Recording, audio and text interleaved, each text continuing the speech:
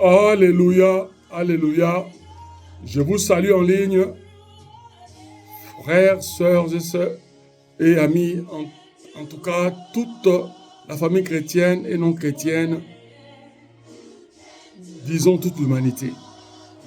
Je vous salue par le nom merveilleux de notre Seigneur et Sauveur Jésus-Christ. Alléluia. Je comprends pour certains de nos frères religieux, Christ est et demeure prophète. Pour les autres, il est imposteur. Et pour d'autres encore qui sont fidèles, il est leur Seigneur et Sauveur.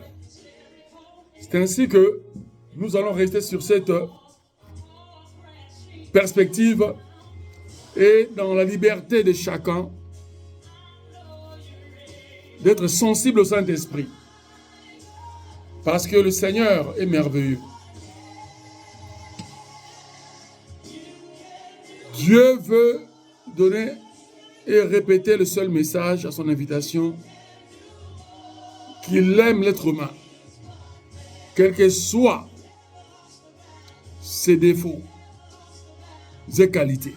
Parce que chacun en a. Sinon, on n'est pas humain. Alors, l'être humain est une créature de Dieu, qu'il ne veuille ou pas. Par exemple, le petit d'un lion, un lionceau, s'il dit qu'il est un léopardo ou qu'il est d'une autre classe animale, sa nature va toujours le présenter face aux autres, face à la nature, qu'il est de l'identité de lion, de la race de lion, et qu'il va grandir, et qu'il veuille ou pas, il sera un jour le chef d'un meute de lions. Il en est de même pour un enfant de Dieu. Parce que chaque être humain est créé comme enfant de Dieu. Mais il faut l'accepter parce qu'il y a eu interférence du péché et que, par Adam et Ève, nos ancêtres de genèse de l'humanité, et que nous devons accepter ce don qui est éternel d'enfant de Dieu. C'est pour cela que nous portons l'humanité en nous. Sinon, Dieu ne nous créerait pas humains. Nous serions d'autres créatures de la classe animale. Alors que Dieu a créé la nature à cause de l'être humain pour que l'être humain puisse s'en réjouir et se divertir. Et surtout ne pas oublier quelle est son identité de maître suprême sur le globe, c'est-à-dire son habitat de vie qui est la planète Terre. Alléluia. Ainsi je viens vers vous. Moi, bienvenue, Nima Vinga, docteur évangélique,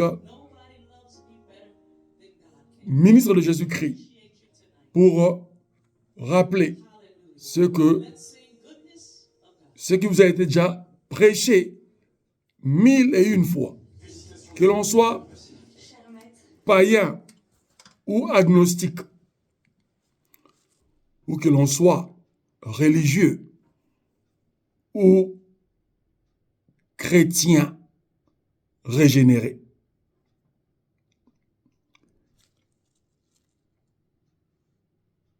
Par le Saint-Esprit et l'intellect, le Saint-Esprit nous dit que seuls les chrétiens régénérés sont enfants de Dieu.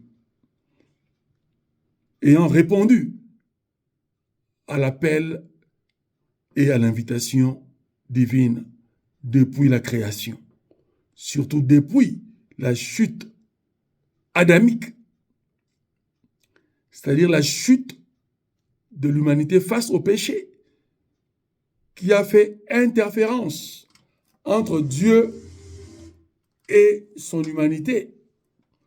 Mais Dieu avait prévu un moyen de rescousse pour secourir son humanité, le délivrer du mal, la sauver et la rendre sainte, distinguée,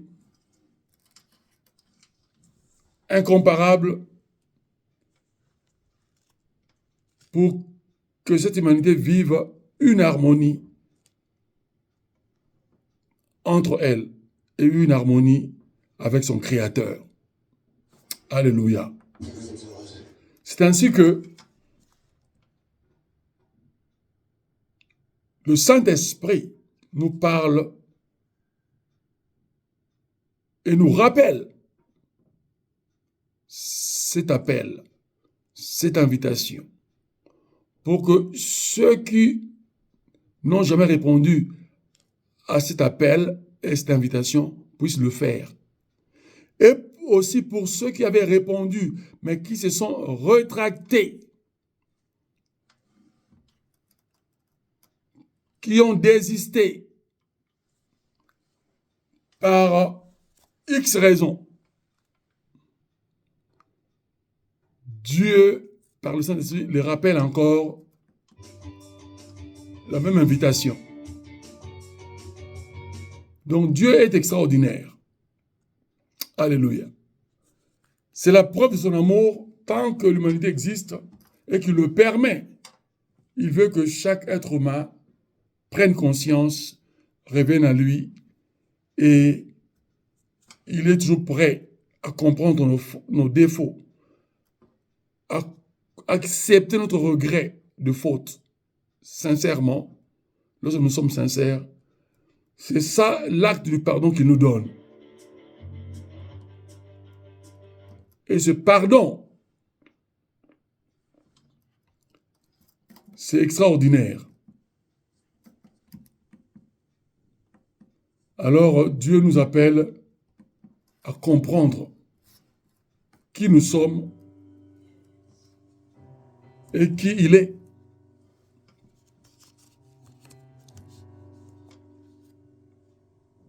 Ainsi, par ces chants de Sinans, Winans, qui nous bercent dans cette audition et dans ce prédicat d'enseignement.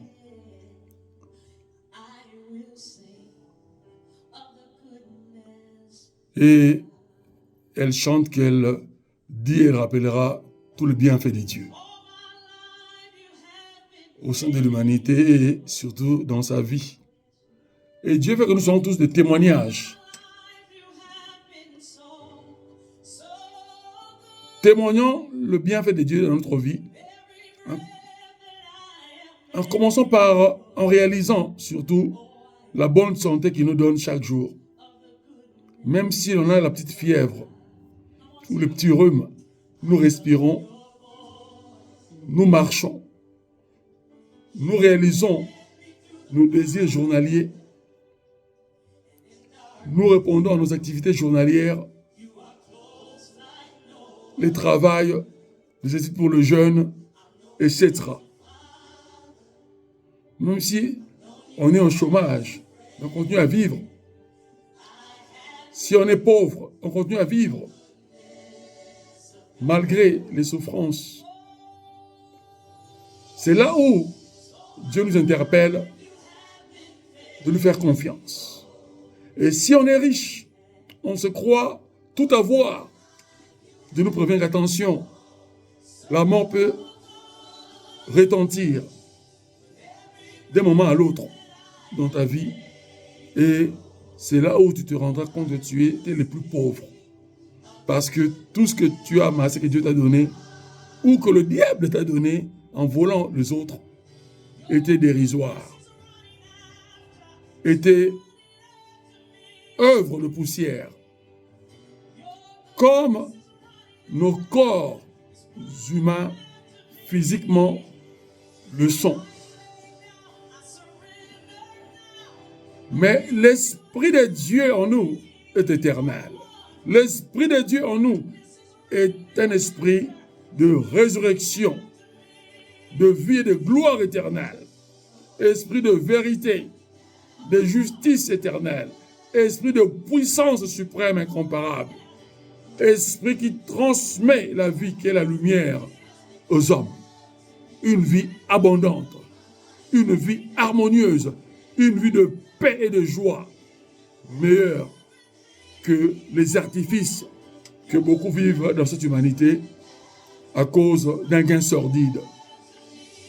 Ou quand on est mieux rémunéré en salaire, beaucoup se prennent la tête, pensent que c'est ça le summum, c'est ça la perfection, et c'est là où le diable en fait ses chiens dressés pour commettre toute espèce de mal. Et ils se disent qu'ils sont libres et heureux, alors que c'est le contraire, ils sont malheureux. Dieu veut que le malheur sur terre soit ôté, et il dit que c'est l'être humain qui en est le responsable en premier. Mais nous croyons toujours que c'est le diable. Et d'autres ne croient même pas que le diable existe. C'est-à-dire l'être humain est maître sur terre. S'il a failli à sa mission, c'est qu'il s'est laissé faire. Il a rejeté l'autorité que Dieu lui a donnée. Il a battu retraite face à la réalité du combat spirituel qui représente la vie humaine sur terre, parce que la bénédiction que Dieu a donnée à l'être humain est combattue par le diable qui est le mal. Si l'être humain ne connaît pas Dieu, il ne comprendra pas ce principe et il va vivre à l'aveuglette dans ce monde, qu'il soit chef d'État, ministre, chef militaire, ou que sais-je encore, ouvrier, etc.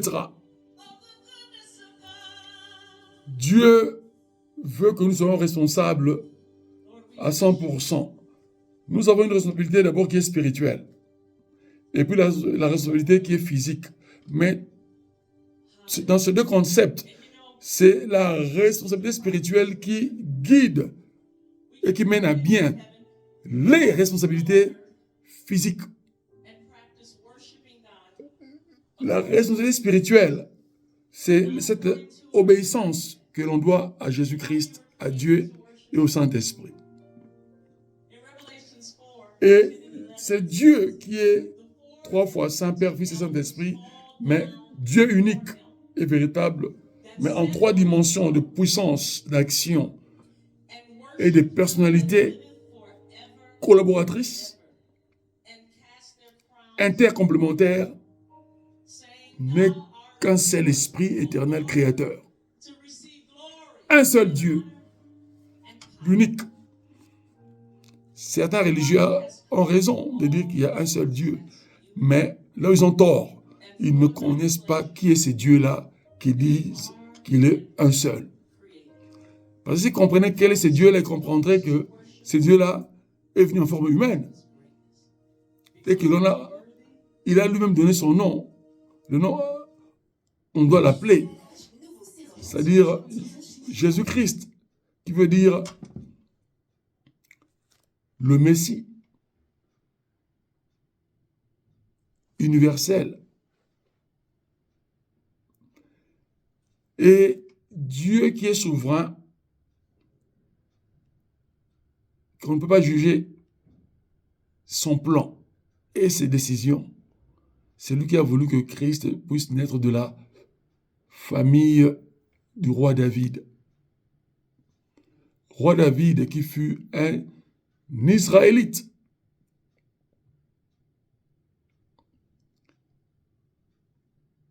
De la grande Palestine. C'est-à-dire palestinien d'origine par ses grands et arrière-grands-parents. Mais fils d'Isaac sous Israël, fils d'Isaïe plutôt sous Israël.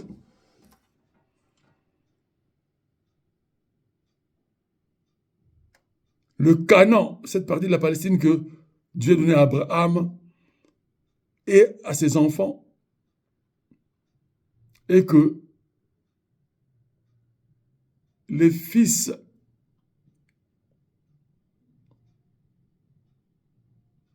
un des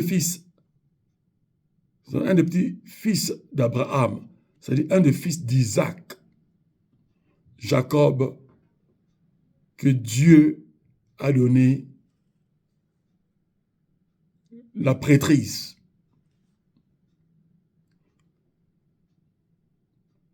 Et cette prêtrise a commencé par la législation de Moïse et la mission de Moïse sous Israël. Lorsque Israël était encore en cheminement vers cette terre promise après sa délivrance de la main de Dieu par Moïse, 40 ans dans le désert, dans ce cheminement, Moïse mort, 30 jours de deuil national. En tant que peuple hébreu, choisi de Dieu. C'était déjà une forme étatique, mais plutôt monarchique. Parce que, après, les descendants qui sont venus après ont pu entrer dans Canaan, qui est aujourd'hui l'État d'Israël. Mais avant d'être l'État d'Israël, eux-mêmes, ces Hébreux, ont demandé à Dieu d'avoir un roi. C'est ainsi que Dieu a choisi le premier roi d'Israël, un bel homme, grand de taille, etc. Ce que le peuple aime, ce qui tire à l'œil, ce qui saute aux yeux. Et Saül a fait ses preuves et a échoué quelque part dans l'ordre divin. Puis le second et le plus célèbre roi d'Israël, David, fils d'Isaïe, d'où est née la lignée maternelle de Jésus-Christ par Marie.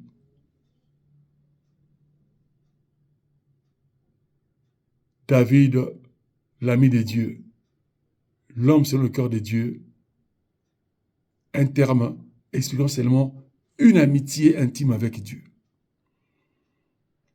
Un disciple exemplaire auprès de Dieu.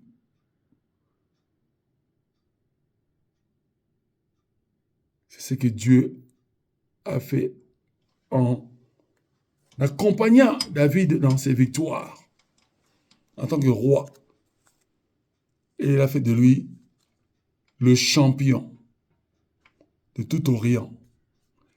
Il était roi, mais il avait un pouvoir impérial sur le Proche-Orient et le reste des États et royaumes d'Asie. Aucun royaume ou empire ne pouvait résister en guerre, malgré leur nombre de militaires et leurs armes performants. dans cet âge, ils ont développé le fer et le bronze en Antiquité. Aucune de ces armées puissantes ne pouvait tenir en guerre militaire face à l'armée du roi David, parce que le roi David avait la supériorité sur toutes les nations qui l'entouraient. Dieu lui avait donné la suprématie sur l'Orient à cause de la fidélité qu'il avait auprès de Dieu. L'obéissance, alors qu'il n'était pas parfait. Il a fait des prouesses dans sa foi, dans son obéissance.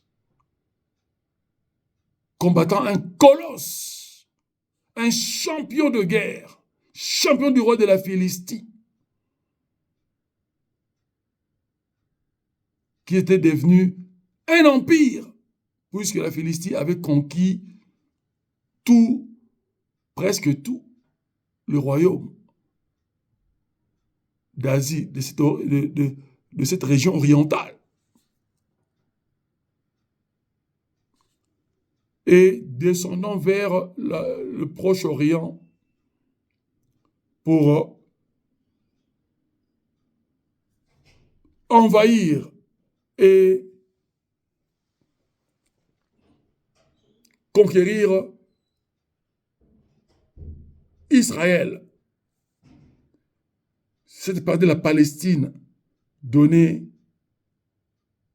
à Abraham et à sa descendance par Dieu.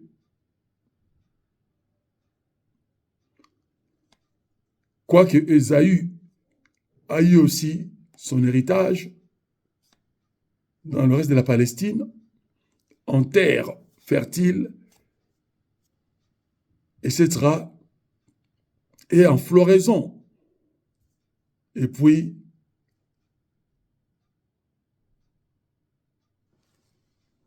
à la diversité des animaux herbivores à élever, les moutons, les chèvres, etc. Et aujourd'hui, la terre du pétrole. Dieu ne fait pas d'injustice, mais il accomplit toujours son plan pour que chacun ait sa part d'héritage et soit content. Mais ce que Dieu veut, c'est encore plus grand, que cette richesse soit partagée, échangée entre êtres humains pour développer une économie solide, puissante, équilibrée sur l'étendue du globe. C'est pour cela que Dieu a créé la diversité des races humaines au sein de l'humanité. Dieu ne se trompe jamais. Il est omniscient, omnipotent et omniprésent. Ainsi, dans ce rappel, il nous dit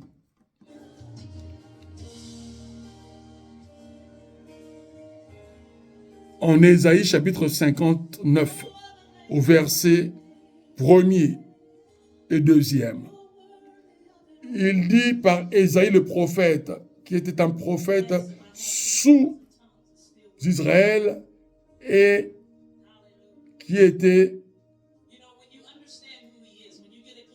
aussi conseiller du roi et des rois d'Israël qui ont accédé au pouvoir lors de sa mission prophétique sous Israël. Et c'est le prophète auquel Dieu a parlé de la mission messianique de Jésus-Christ. En grande partie et avec précision.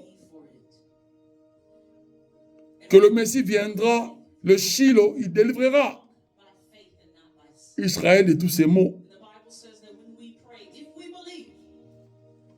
Mais l'extension de cette prophétie, c'était libérer l'humanité. Alléluia. Ainsi, il dit non. Au premier verset du 59e chapitre d'Ésaïe. Non, la main de l'Éternel est Dieu, le Créateur, n'est pas trop courte pour sauver, ni son oreille trop dure pour entendre. Mais ce sont vos crimes. Verset 2e. Ce sont vos crimes qui mettent une séparation entre vous et votre Dieu, le Créateur.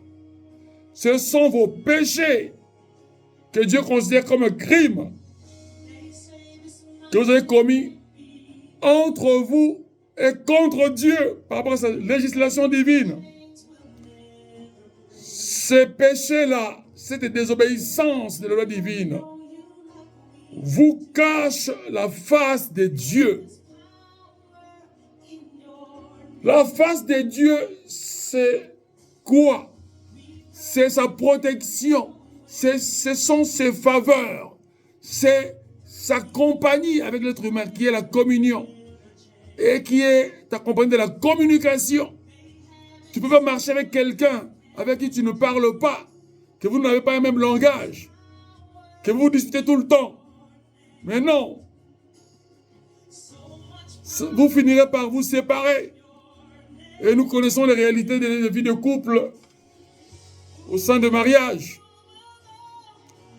et des alliances d'entreprise, des alliances politiques en matière de diplomatie, etc. Celui, le pays qui va trahir l'autre,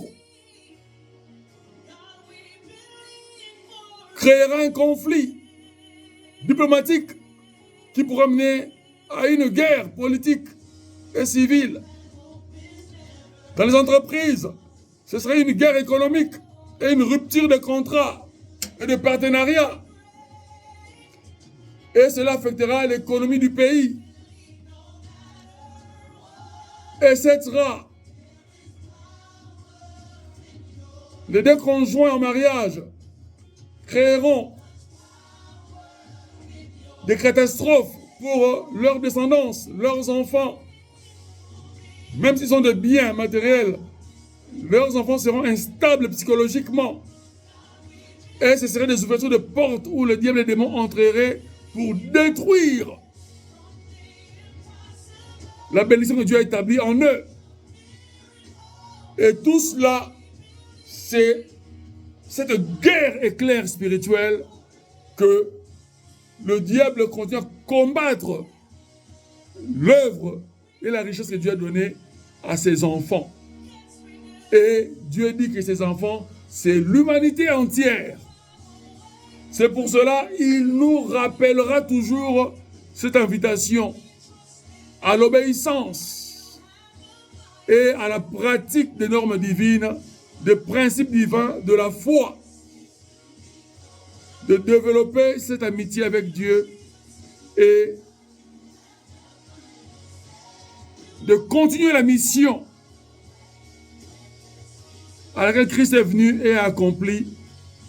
Et la mission de l'Église, qui est le corps du Christ, c'est de transmettre cette lumière dans les parties ténébreuses de l'humanité. C'est-à-dire à ceux qui n'ont pas la lumière de Dieu, à ceux qui n'ont pas Christ et Jésus dans leur vie, à ceux qui rejettent leur Créateur, de revenir vers lui et de lui faire confiance entièrement, d'apprendre à pardonner et à aimer son prochain comme lui-même, d'apprendre la sagesse, à savoir qu'il y a des gens que l'on doit pardonner, mais qu'on ne peut plus s'attacher à eux. Parce que ce sont des virus destructeurs. Lorsqu'on s'attache à eux, il y a des gens qui ne changeront jamais, qui refuseront de se convertir et de se repentir, qui feront toujours semblant. Ce sont des serpents venimeux, des black mamba, des scorpions. Dieu veut nous faire comprendre que la foi n'est pas de l'ignorance. La foi, c'est l'éclairage, la prudence, l'intelligence dynamique, la sagesse active manifestée, l'amour sincère échangé envers l'humanité, entre êtres humains. Alléluia et Amen. Dieu est merveilleux. C'est ainsi que Christ lui-même, lors de sa mission terrestre, il vient élucider ce sous-contexte biblico-prophétique d'Ésaïe 59e chapitre. Sur ces deux versets premiers, en Jean chapitre 14, verset 6e, Christ s'exclame, confirmant sa divinité au sein de l'humanité et le salut final de cette humanité.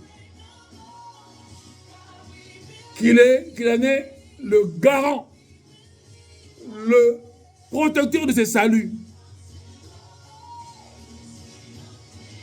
qui nous donne le bonheur sur les richesses des biens meubles et immeubles sur terre et les richesses, accompagnées des richesses des valeurs humaines. Le respect de soi, le respect envers autrui, la considération de l'être humain sur terre en tant que créature de Dieu, la fraternité humaine, l'échange de dons pour construire l'humanité et les États du globe, afin qu'il y ait harmonie, afin qu'il y ait un avenir meilleur au sein de l'humanité, et que le développement scientifico-technologique puisse être une jouissance bienfaisante au sein de l'humanité. Et Christ nous dit, ce ne serait pas toujours la perfection, mais ce serait la tendance évolutive vers la perfection. La seule et l'unique perfection, c'est la vie éternelle avec Dieu lui-même. C'est ainsi que ce bonheur que Dieu donne à l'humanité ne restera pas éternellement sur terre avec le péché. Il faut que la puissance du péché soit anéantie totalement dans l'être humain, en passant par la mort et la résurrection, pour que le Créateur lui dote un nouveau corps, par ce même esprit qu'il a reçu, qui est éternel, qui est créateur, et que cet esprit puisse lui créer un être nouveau, c'est-à-dire l'esprit de Dieu qui est en lui, rendant son âme pure et lui accordant un corps pur, sans péché, à la stature parfaite du corps du Christ, de la personne du Christ, de l'identité divine de Jésus-Christ, pour que nous soyons incorporés dans la divinité trinitaire et que nous devenions tous Elohim, le Dieu pluriel, c'est-à-dire le Dieu extensible à l'infini. Un seul Dieu, multiple par ses créatures, en meilleure relation avec lui, faisant une seule pensée, une seule autorité, un seul règne éternel. Alléluia et Amen. Et Dieu promet aux fidèles, aux enfants de Dieu, le couronnement. C'est-à-dire, l'extension de cette révélation, c'est que la place que Christ est allé nous préparer, ce sont des trônes. Et à chaque trône est réservé une couronne qui est adaptée à ta qualité de foi et à ton témoignage chrétien sur terre. Et tout cela serait écrit dans le dossier de chacun, qui est un livre d'or et dont nos actes s'écrivent au ciel de manière automatique. Chacun dans son livre d'or. Et ce serait une base de jugement de Dieu. Et avec ce que Dieu nous fera une surprise dans ce jugement. Mais ce qui est merveilleux, c'est qu'il dit, aux enfants de Dieu, nous ne serons plus jamais jugés parce qu'il nous a justifiés. Dieu restera le Dieu suprême, le Dieu de justice éternelle, le Dieu de vérité éternelle. Alléluia, amen. Jean 14, verset 6, il nous dit, nous allons le lire pour préserver l'identité scripturaire et la révélation adaptée à cette écriture sacrée, écriture divine, selon les paroles de Jésus-Christ, notre Seigneur et Sauveur personnel. Parce qu'il est le Dieu sauveur de chaque être humain qui a cru, qui lui a fait confiance, qui a compté en ses capacités incomparables, indéfinissables et éternelles. Alors, il dit, en Jean chapitre 14, verset 6,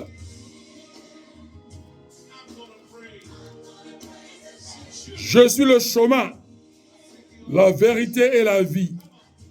Jésus-Christ dit et répond à toutes les questions que l'humanité s'est posées, que toutes les nations et tous les peuples se sont posés. Qui est notre Dieu? Est-ce que ce sont nos ancêtres? Est-ce que ce sont les ancêtres de nos ancêtres?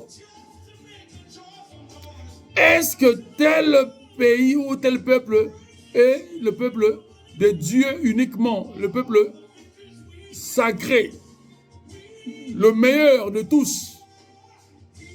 Christ nous fera comprendre que toutes ces questions étaient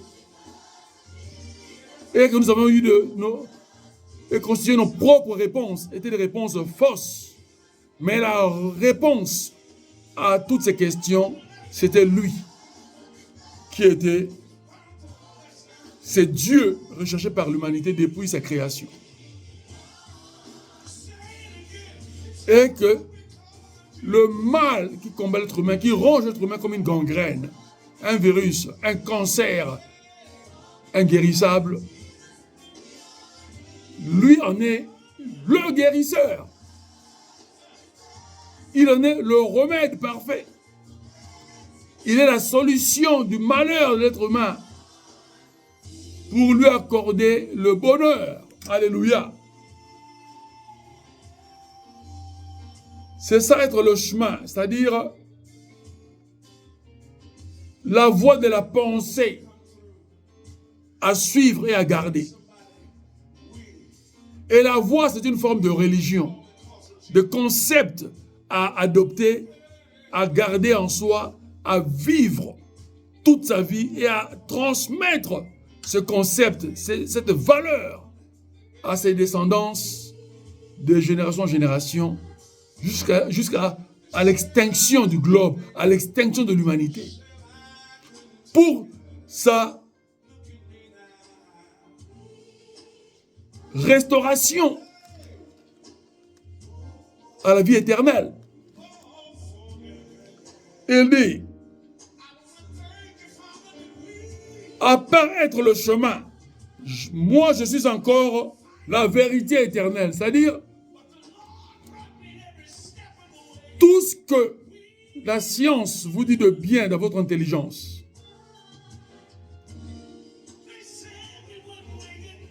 tout ce qui est à retenir et à exercer, à pratiquer dans les valeurs de l'humanité pour mener une humanité victorieuse, pour que les familles au sein de l'humanité soient cohérentes, unies, partageant les richesses que Dieu leur a données, les héritages que Dieu leur a donnés, et de cet héritage-là, vivre dans l'harmonie, et puis étendre une société avec toutes les familles cohérentes, unies, partageant leurs richesses et contribuant par les taxes et aux dons de la richesse nationale de leur pays d'établissement. Et que cela puisse donner une politique correcte, démocratique, de véritables valeurs démocratiques, de distribution de richesses cohérentes, satisfaisantes à chacun, et que chaque pays, dans ses valeurs nationales, puisse avoir un bel échange diplomatique avec les pays voisins et le reste du globe pour maintenir cette harmonie au sein du globe, au sein de la société humaine, pour casser les frontières et vivre une véritable fraternité entre États et entre peuples. C'est là où il y aurait dissolution du terrorisme. Et c'est là où il y aurait dissolution des religions.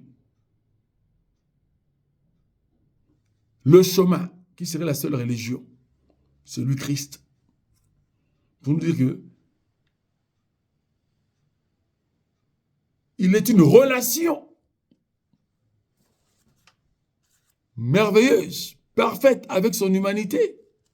Alléluia. Et ce qu'il nous dit comme bonne nouvelle est une vérité éternelle, c'est-à-dire il n'y a aucune contestation, aucune opposition, parce que lui incarne cette vérité éternelle, représente dans sa divinité qui est éternelle et incomparable cette vérité éternelle. Il est lui-même cette vérité éternelle. Alors, il nous a créés pour cette vérité éternelle, qui est la vie éternelle, qui est la justice éternelle. C'est-à-dire c'est une vérité qui est en même temps une vie éternelle, mais une vie de justice éternelle. C'est-à-dire une vie de confirmation, de pratique des lois éternelles que Dieu a lui-même élaborées pour vivre en harmonie avec les êtres humains. Alléluia. Pour partager tout ce que lui-même a créé avec les êtres humains. C'est pour cela que Dieu veut que dans cette bonne nouvelle, que les êtres humains, préparant la vie éternelle, puissent vivre ce stage au sein de l'humanité, sur le globe. La planète où il a établi l'être humain pour que l'être humain puisse régner, qu'il a appelé en Genèse jardin d'Éden, et qu'il a étendu en divers états, que l'être humain puisse vivre ce stage pour mieux pratiquer sa foi et les principes de la foi, aimant Dieu sincèrement en respectant sa législation de la foi et aimant son prochain comme lui-même afin de vivre le bonheur, de vivre ce que Jésus-Christ a dit, le miracle, le surnaturel, ce qui dépasse les sciences, les énergies dépassant la technologie, qui va perfectionner cette technologie, qui va la développer jusqu'à l'extension de la terre et à l'extension de l'humanité, que la Bible appelle les miracles au pluriel, c'est-à-dire les événements et les faits surnaturels que l'être humain ne peut pas mesurer par son intelligence, ne peut pas trouver des solutions par les sciences mathématiques, physiques et chimiques, biologiques.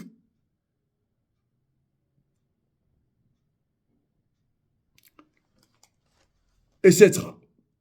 Alléluia. Ainsi, c'est vivre la divinité sur terre.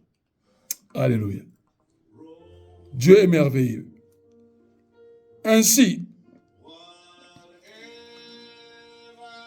la troisième partie de ce que Christ a dit sur sa divinité et son plan pour l'humanité, son plan du salut.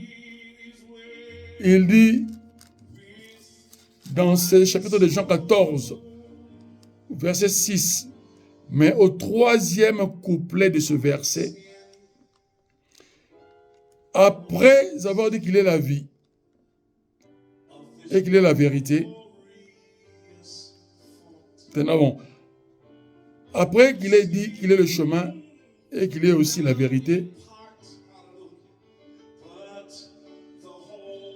et puis il termine qu'il est la vie. La vérité de tout ce qu'il a élaboré, c'est-à-dire l'exactitude, la justice de ses promesses, la justesse de son plan infaillible. Il est aussi lui-même la représentation de cette vie-là, qui est la vie éternelle. C'est pour cela qu'il ne peut pas avoir de vie éternelle sans lui. C'est lui l'éternité, c'est lui la vie éternelle.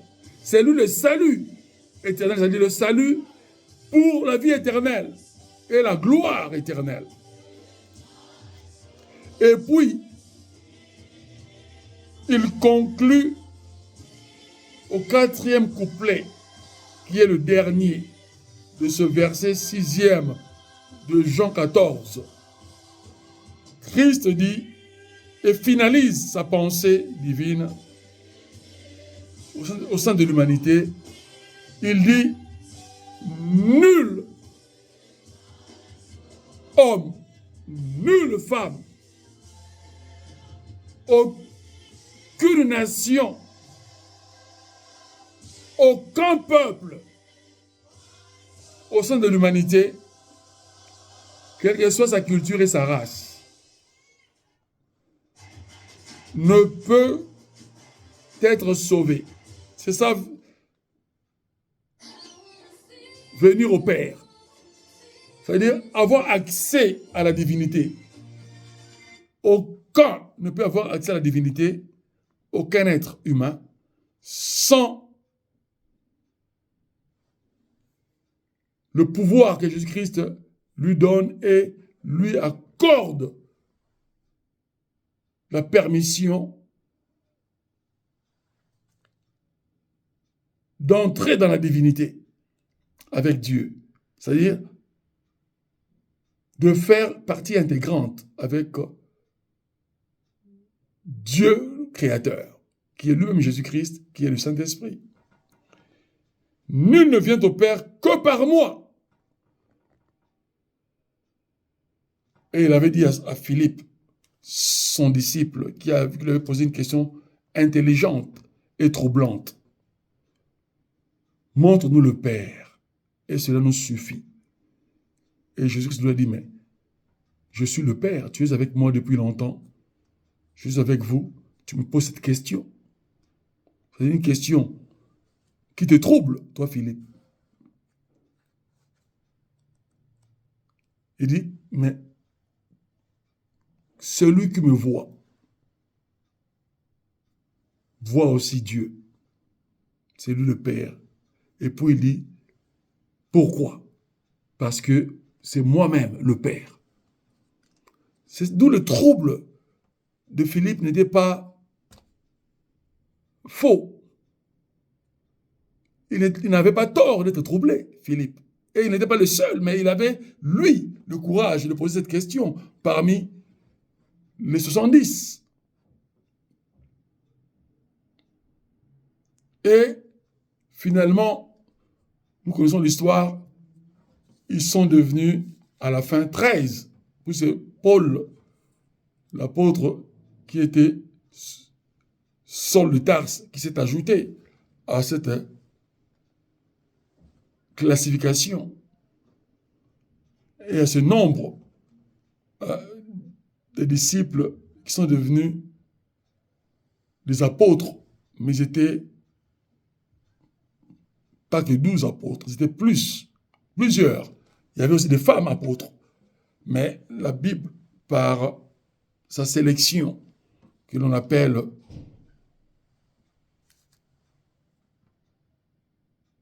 en théologie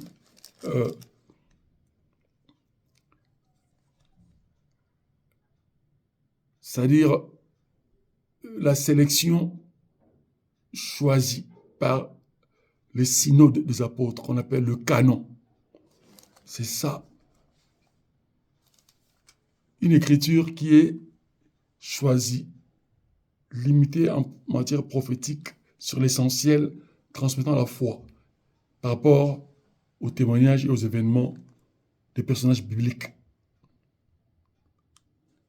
Il y avait la mère de Jésus, il y avait Marie-Madeleine, Marthe,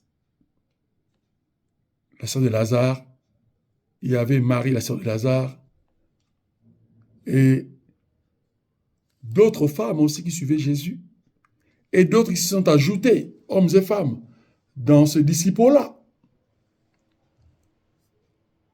Parce que, figurez-vous que lorsque Christ est décédé, quand il était à la croix, beaucoup avaient encore cru, et ils avaient rejoint ses disciples. Ils étaient en un grand nombre.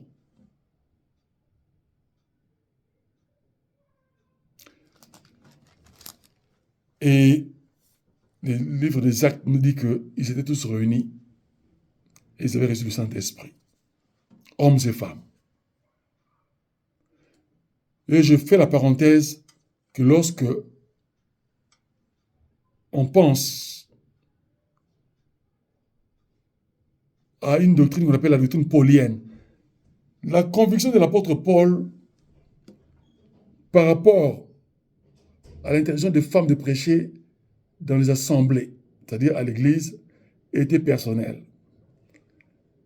Chaque apôtre avait la liberté dans l'autorité que le Saint-Esprit leur avait donnée et la sagesse de prendre certaines décisions que Dieu permettait.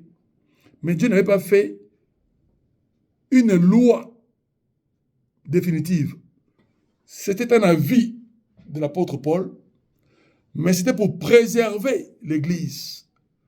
Parce que l'Église de Corinthe avait des femmes très rebelles à leur mari, qui étaient irrespectueuses envers leur mari, qui avaient aussi les appels des ministères et qui faisaient des compétitions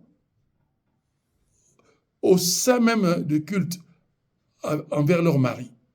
C'est ainsi que l'apôtre Paul avait pris la décision de dire que la femme ne prêche pas dans toutes les églises. Hein? C'est-à-dire les églises qui, lui, a ouvert par l'action du Saint-Esprit. Parce que l'apôtre Paul était pharisien malgré sa transformation et sa conversion. il y avait encore ces séquelles-là du pharisaïsme. La loi de Moïse était encore dans son cerveau, comme aussi sur Pierre et sur les autres. Chacun avait un petit défaut, c'est-à-dire une faiblesse de ce côté-là. Mais ce qui intéressait à Dieu, c'était l'obéissance et la communion avec Dieu. C'est pour ça que Dieu a opéré beaucoup de miracles sur l'apôtre Paul. Alléluia. Donc, si Dieu ne voulait pas que la femme prêche, Dieu n'allait pas lui donner le Saint-Esprit. Parce que le Saint-Esprit, c'est un esprit de sagesse et d'intelligence. C'est l'esprit d'enseignement et de prédication. C'est l'esprit qui nous convainc sur la volonté de Dieu pour pouvoir échanger cela. Prêcher, c'est quoi? C'est transmettre la pensée divine en encourageant les autres. C'est pour ça que le Saint-Esprit nous force, c'est-à-dire nous stimule, nous encourage à nous prêcher, c'est-à-dire nous exhorter les uns des autres, nous encourager dans la foi les uns des autres. Quand l'un de nous se sent faible, que l'autre ou les autres l'encouragent. Et vice-versa. Et pourquoi pas se tenir devant l'Église? Quelle est la différence? Se tenir devant tout le monde et le dire aussi. Tout chrétien né de nouveau a le pouvoir de prêcher la parole de Dieu, l'évangile. C'est témoigner cet évangile parmi ses frères et aussi à l'extérieur de l'Église. Au sein de l'Église et à l'extérieur de l'Église. Et Dieu n'exclut pas le sexe féminin. C'est tout chrétien, hommes et femmes. Ça, c'est une parenthèse que je ferme pour ceux qui sont de la doctrine paulienne. Et il y en a beaucoup, surtout dans le courant pentecôtiste, du protestantisme. Beaucoup sont disciples de Paul, au lieu d'être disciples à part entière de Jésus-Christ. Alléluia et Amen. Ma prière est que le Saint-Esprit lui-même vous éclaire, parce que la réponse elle est biblique. La Bible ne s'oppose pas, ne se contredit pas, elle se complète d'une partie biblique à l'autre, d'un contexte à un autre, ou de sous-contexte au contexte, ou entre contextes, d'un chapitre ou de quelques chapitres à d'autres. C'est ça la meilleure interprétation de la Bible. Et que le Seigneur nous donne à pouvoir transmettre le message. Il faut mieux recevoir le message, le comprendre pour mieux le transmettre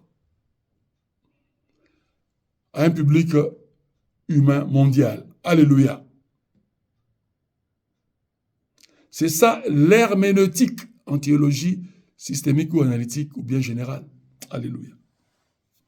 Donc Dieu restera fidèle à sa parole.